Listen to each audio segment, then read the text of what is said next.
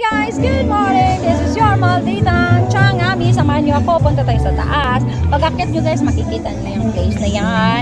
Nandyan yung processing area nila ng coffee at tapia. Pure yan from their place, Claveria. But anyway, wow! Ang ganda ng plants nila dito guys. Sorry, plants lover tayo. Halika guys, samahan niyo ako. Akit tayo sa taas. Kasi sabi nila maganda daw doon sa taas. Pumunta kasi yung mga anak ko. At pagpasensya na lang yan.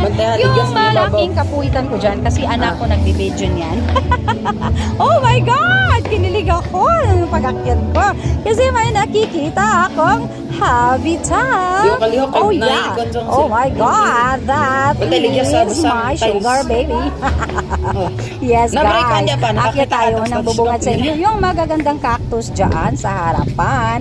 Tapos doon sa left side na naman, maraming table tsaka maraming plants na kasabit doon. Tapos kung dito naman kayo sa may veranda, terrace o whatsoever you call it, magaganda dyan tingnan. Hindi nyo lang nakikita yung magandang bundok tsaka green leaves. Tapos ay maulan, mapagi siya guys. But anyway, pag pumunta kayo dyan sa Don Narciso, I'm sure you enjoy the place. And of course, guys, samahan nyo pa ako sa mga trip ko. Thank you and God bless.